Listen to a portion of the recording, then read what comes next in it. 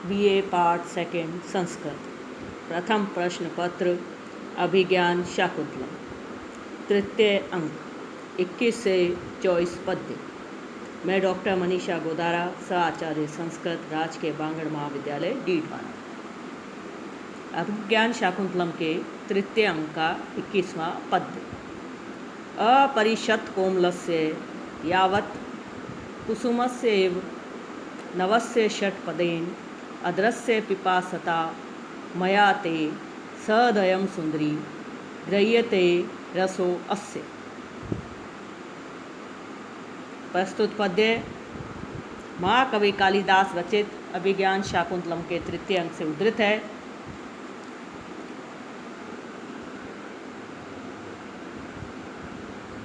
इस पद्य में राजा दुष्यंत शकुंतला से कहता है। पद्य का अन्वय इस प्रकार होगा।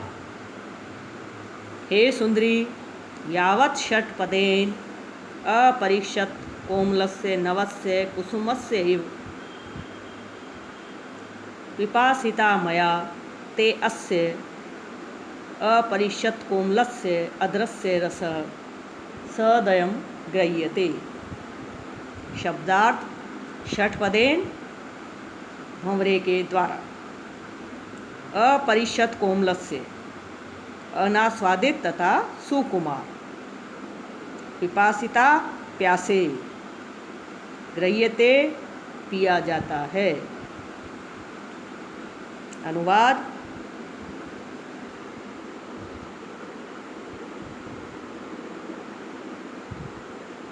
हे सुंदरी,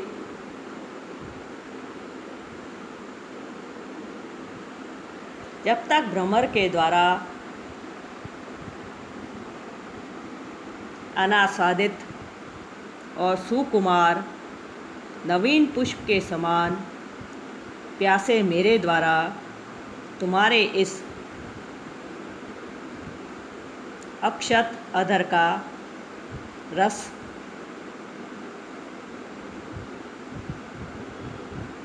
दया भाव से पिया जा रहा है। अनुवाद: हे सुंदरी, जब तक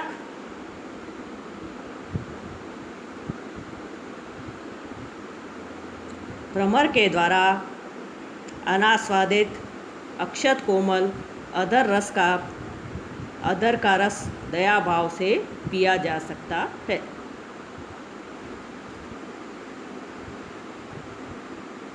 व्याख्या: शकुंतला जब राजा से आग्रह करती है कि वह उसे छोड़ दे, तब दुष्यंत कहता है, छोड़ दूंगा। शकुंतला पूछती है, कब छोड़ दोगे? तब राजा उत्तर देते हुए कहता है कि भ्रमर आदि के द्वारा अनास्वादित तथा कोमल नवीन पुष्प के समान प्यासे मेरे द्वारा इस अक्षत अधर का रस पूर्णतया नहीं पी लिया जाता है, तब तक मैं तुम्हें नहीं छोड़ूंगा। अर्थात तुम्हारे अधर का पान करने के उपरांत ही मैं तुम्हें छोड़ूंगा। विशेष: प्रस्तुत पद्य में कुसुमस्य इव में उपमा अलंकार है। प्रस्तुत पद्य में मालभारिणी छंद है, जिसका लक्षण है विस्मय ससजा गुरु समय चेत सबरा येन तु मालभारिण्यम। व्याकरणात्मक टिप्पणी: अपरिषत् कोमलस्य अपरिषतं च तत् कोमलम अपरीक्षित कोमलम तस्य सदयं दयया सहितं पिपासिता पाधातु सन पिपासा तत क्षत्रिय। तृतीय एकवचन। षट्पदेन षट्पदानि अस्य इति षट्पद तेन।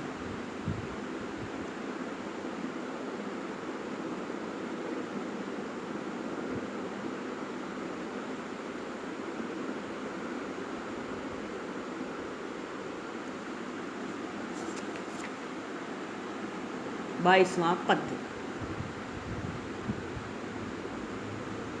प्रस्तुत पद्य महाकवि कालिदास रचित अभिज्ञान शाकुंतलम के तृतीय अंक से उद्धृत है। इस पद्य में राजा दुष्यंत कहता है,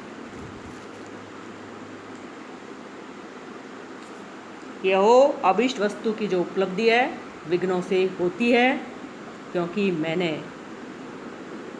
इस पद्य में राजा दुष्यंत अपनी चेष्टाओं का वर्णन कर रहा है। मुहुर अंगुली संवृत अद्रोष्टम प्रतिषेध अक्षर विक्लव अभिरामम मुखम मुखम अंश विवर्ति पक्षमलाक्ष्या कथम अपि उन्नमितम न चुंबितम तु। अन्वय पक्ष्म लाक्ष्यः मुहुः अंगुली संवृत अद्रोष्टम प्रतिषेध अक्षरम प्रतिषेध अक्षर विक्लव अभिरामम अंश विवर्ति मुखम कथम अपि उन्नमितम न तु चुंबितम।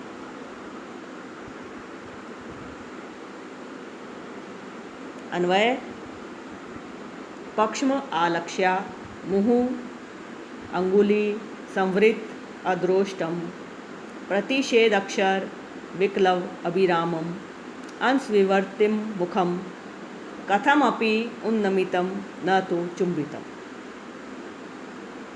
पक्ष्मालक्ष्या सघन पलक रोमों से युक्त नेत्रों वाली।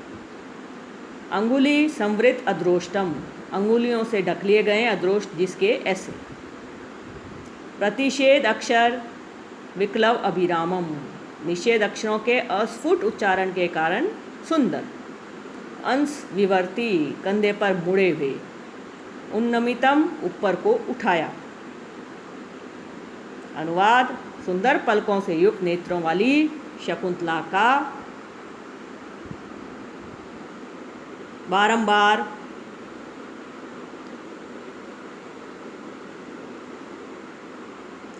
उंगलियों से ढक लिए गए हैं अद्रोष्ट जिसके ऐसे। निषेध अक्षरों के अस्फुट उच्चारण के कारण सुंदर कंधे की ओर मुड़े हुए मुख को येन केन प्रकारेण ऊपर को उठाया किंतु चुंबन न कर सका। व्याख्या शकुंतला के लता कुंज से गौतमी के साथ चले जाने पर राजा उसी लता कुंज में आकर ठंडी सांस लेकर कहता है, ओहो इष्ट सिद्धि में बहुत से विघ्न खड़े हो जाया करते हैं।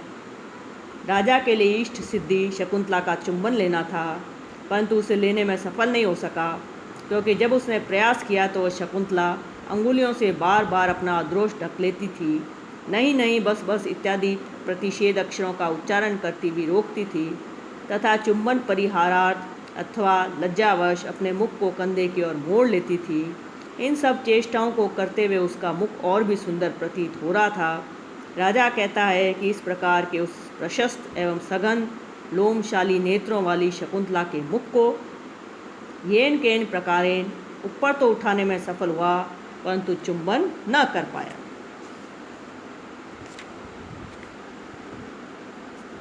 विशेष प्रस्तुत पद्य में कामासक्त राजा दुष्यंत की चेष्टाओं का लज्जावश निषेध करने वाली शकुंतला की चेष्टाओं का स्वाभाविक चित्रण किया गया है।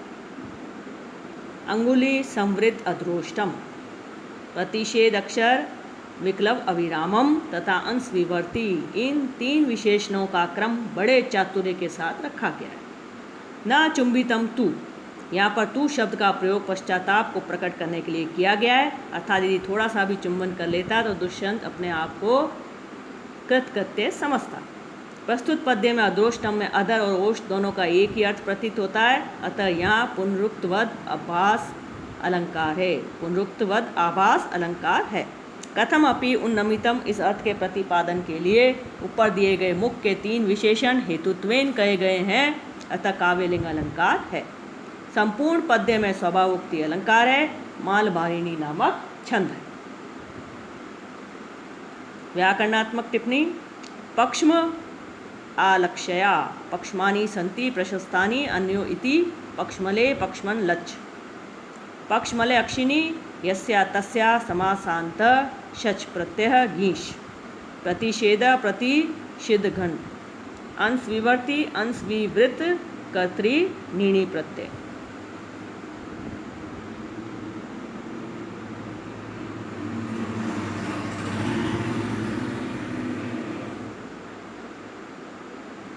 राजा कहता है कि अब मैं कहाँ जाऊँ, अथवा यहाँ ही प्रिया द्वारा उपभोग किए गए, मुक्त किए गए लता कुंज में कुछ समय के लिए ठहरूंगा। शकुंतला उस लता कुंज को छोड़ करके चली जाती है।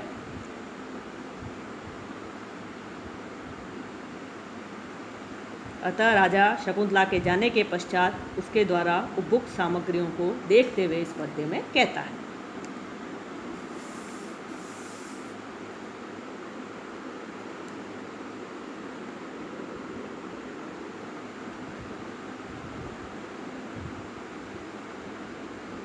तस्या पुष्पमयी शरीर लुलिता शय्या शिलायाम इयं क्लांतो मनमथ लेख एष नलिनी पत्रे नखै अर्पित हस्तात् भ्रष्टम इदं विसावर्णम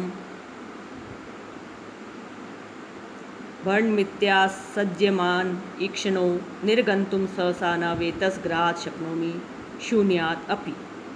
अन्वय इयं शिलायाम तस्या शरीर लुलिता पुष्पमयी शय्या एष नलिनी पत्रे नखै अर्पित क्लांत मनमथ लेख इदं तस्या हस्तात् भ्रष्टं विसावर्णम इति आसज्यमान ईक्ष्ण अहम शून्यात् अपि वेतस्ग्रहात् सहसा निर्गंतुम न शक्नोमि। शिलायाम शिला पर, तस्या उस शकुंतला की, शरीर लुलिता शरीर से मसली गई, पुष्पमयी फूलों से युक्त, शय्या शयन, नलिनी पत्रे कमल लता के पत्ते पर, नखई नाखूनों से, अर्पितः लिखा गया, क्लांत मुरझाया हुआ, मनमथ लेख कामपत्र, हस्ताद हाथ से, भृष्टम गिरा हुआ, विसावर्णम कमललाल का कंकन, इति इस प्रकार से आसज्य मान ईक्षण आसक्त नेत्रों वाला, वेतस्ग्रात बैंत के कुंज से सहसा अचानक, निर्गुंतुम बाहर निकलने में न नहीं शक्नोमी समर्थ हूँ। राजा दुष्यंत कह रहा है कि मैं ऐसा इस वेतस कुंज से निकलने में समर्थ नहीं हूँ। अनुवाद: यह सामने दिखाई देने वाली शैया पर उसकी देह से मसली हुई पुष्पों की बनी हुई शैया है। यह कमलिनी के पत्तों पर उसके नाखूनों से लिखा हुआ तथा संप्रति मुरझाया हुआ प्रेम पत्र है। यह उसके हाथ से गिरा हुआ कमलनाल का आभूषण है। इस प्रकार इन वस्तुओं में आसक्त नेत्रों वाला मैं शून्य में वेतस कुंज से एक बार निकलने में असमर्थ हूँ। व्याख्या: राजा दुष्यंत शकुंतला के जाने के पश्चात उसके द्वारा उपभुक्त सामग्री को देखते हुए कहता है। शिलाखंड के ऊपर यह शकुंतला की वियोग अग्नि से संतप्त उसकी देह से मसली हुई पुष्पमयी शैया है। कमलिनी के पत्ते पर नाखूनों से लिखा गया यह म्लान प्रेम पत्र है। उसने अपने हाथों से कमलनाल के कंकन पहन रखे थे, वे भी यहाँ से जाने में एकाएक समर्थ नहीं है। अर्थात उसके द्वारा उपभुक्त ये सभी वस्तुएं मेरी आँखों को इतना आकर्षित कर रही हैं कि मैं उस शकुंतला के चले जाने के पश्चात भी इस लता मंडप को छोड़कर कहीं भी नहीं जा पा रहा हूँ।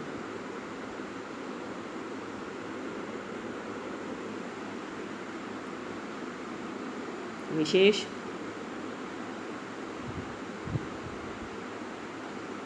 पुष्पमयी शैया। शैया पुष्पमयी है, पल्लवमयी नहीं, क्योंकि पल्लवों पत्तों की अपेक्षा फूल और भी कोमल होते हैं।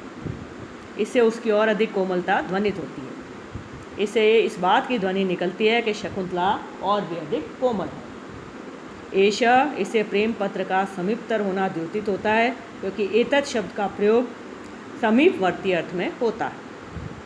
प्रस्तुत पद्य के द्वारा राजा ये कहना चाह रहा है कि शकुंतला के द्वारा उपभुक्त सामग्री, पुष्पमयी शैया, मनमथ लेख तथा हस्तपतित मृणाल का आभूषण उसके मन को अत्यधिक बहला रहे हैं, इसलिए वह उस लता कुंज से बाहर जाने में असमर्थ है। इस प्रकार लता कुंज से बाहर न जा सकने के कारण असज्यमान ईक्षण है, अतः पदार्थ हेतु काव्यलिंग अलंकार है।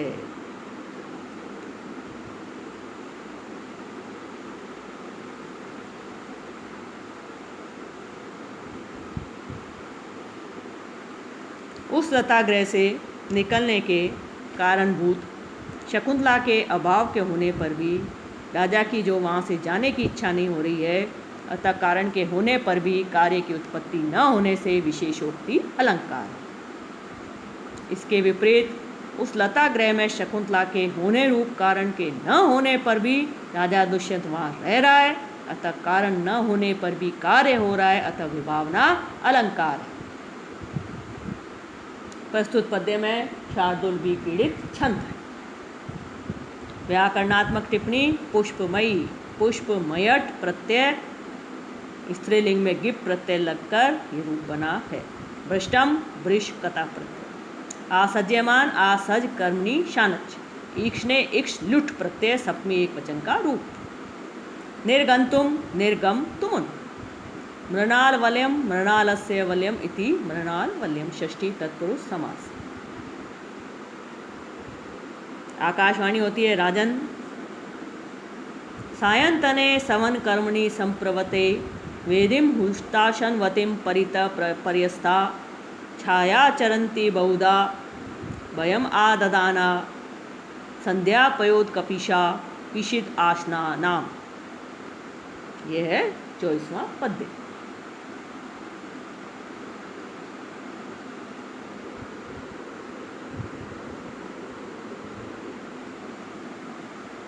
अन्वय।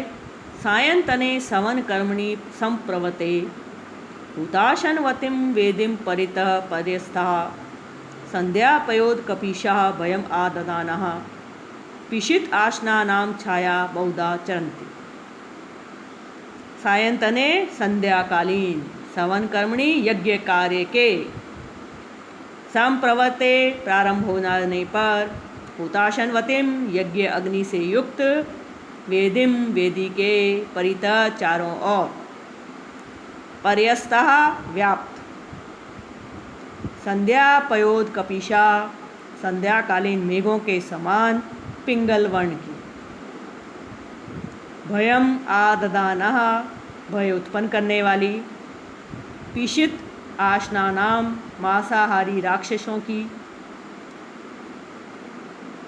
बहुधा अनेक प्रकार से, छाया छायाएं चरंती विचरण कर रही है। अनुवाद। सायंकालीन यज्ञ कार्य के आरंभ होने पर अग्नि से युक्त, वेदी के चारों ओर व्याप्त, सायंकालीन मेघों के समान पिंगल वर्ण की, भय उत्पन्न करने वाली राक्षसों की परछाइयाँ अनेक प्रकार से विचरण कर रही हैं। व्याख्या। उक्त पंक्तियाँ आकाशवाणी द्वारा राजा को उसका कर्तव्य याद दिलाने के लिए कही गई। राजा का यह कर्तव्य है कि वह धार्मिक क्रियाओं में आने वाले विघ्नों का निवारण करे। राजा से कहा गया है कि संध्या समय में होने वाले यज्ञ आश्रम में प्रारंभ हो गया है। होने वाला यज्ञ आश्रम में प्रारंभ हो गया है। यज्ञ में विघ्न उत्पन्न करने के उद्देश्य से मांसाहारी, पिशित आसना नाम मांसाहारी राक्षस आकाश में घूमने लगे हैं। उनकी काली पीली भयानक परछाइयाँ पृथ्वी पर पड़ रही हैं, अतः राजा को इन राक्षसों का विनाश करने के लिए प्रवृत्त होना चाहिए। विशेष छाया चरंती, महर्षि कनव के रहने पर उनके प्रभाव के भय से ये राक्षस विघ्न नहीं उत्पन्न करते थे, परंतु इस समय वे आश्रम में नहीं हैं, अतः राक्षस ऋषियों के यज्ञ में बाधा उत्पन्न कर रहे हैं। इसलिए यज्ञकर्ता ऋषि राजा को पुकार रहे हैं। प्रस्तुत पद्य में भयम आददानः का कारण राक्षसों की छाया का चारों ओर व्याप्त होना है, अतः यह काव्य लिंग अलंकार है। संध्या पयोद कपिशः, यहाँ उपमावाचक पद पद लुप्त है, परंतु समास अवश्य, अतः समास गा वाचक लुप्तोपमा अलंकार है। प्रस्तुत पद्य में भयानक रस है। प्रस्तुत पद्य में वसंत तिल का छंद है, जिसका लक्षण है उक्ता वसंत तिल का तब जा जगऊ ग। व्याकरणात्मक टिप्पणी सायंतने सायं भवम सायंतनम सायं ट्यू तुडागने विभक्ति कार्य संप्रवर्ते संप्रेवृत कतर आददाना आधा शानच पिशिताशनानां पिशितम अशनम येषां तेषां ब्रोवी समास। तृतीय अंक समाप्त होता है।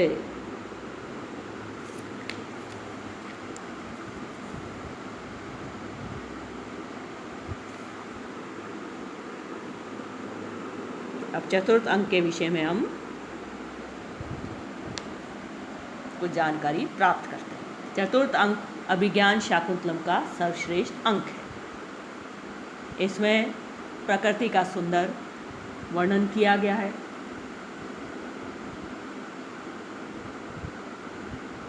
महर्षि कणव द्वारा शकुंतला को अपने पति के घर भेजा जाता है, अतः इस पद्य में शकुंतला की विदाई का सुंदर वर्णन किया गया है।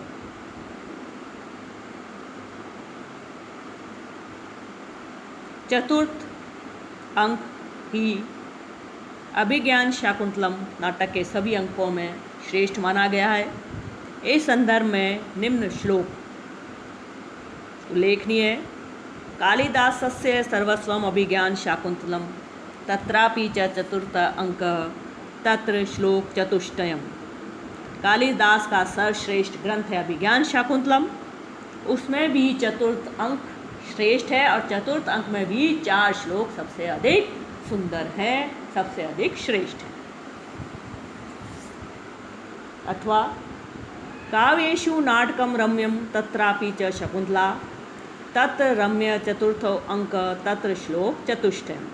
अथवा इसको इस रूप में भी कह सकते हैं कि काव्यों में नाटक सबसे सुंदर है और नाटकों में भी सबसे सुंदर है अभिज्ञान शाकुंतलम, उसमें भी चतुर्थ अंक श्रेष्ठ है और चतुर्थ अंक में भी 4 श्लोक सबसे सुंदर है। प्रस्तुत अंक में नायिका शकुंतला की अपने पति के घर को विदाई प्रमुख घटना है। शेष कुसुम अवचयनम दुर्वासा का शाप आदि घटनाएं गौण है। इस अंक में मुख्यतः करुण रस की है, तथापि वह नायिका गत रति का उद्बोधक होने के कारण श्रृंगार का अंग बन गया है।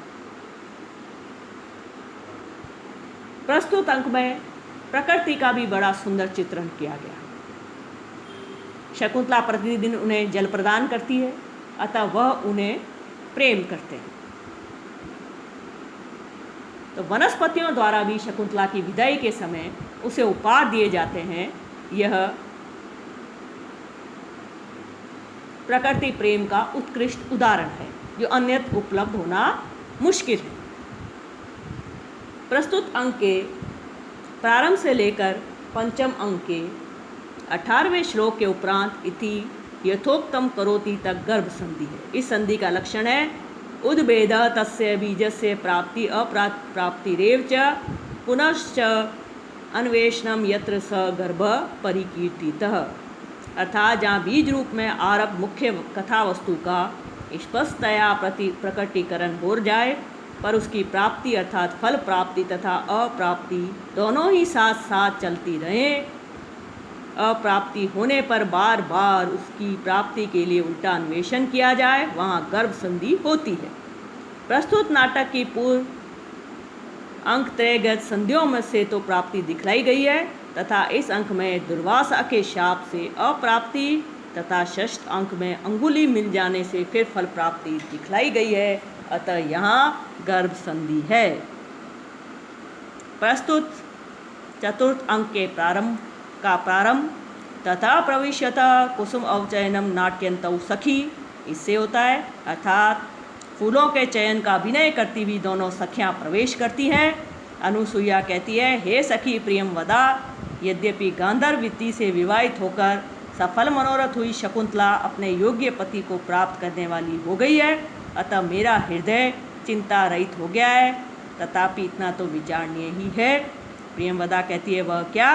अनुसुईया, आज वह राजर्षि दुष्यंत यज्ञ को समाप्त करके ऋषियों के द्वारा विदा किया हुआ अपने नगर में प्रवेश करके अंतःपुर में प्राप्त होकर यहाँ की घटित घटनाओं को स्मरण करता है अथवा नहीं, यह चिंता का विषय है।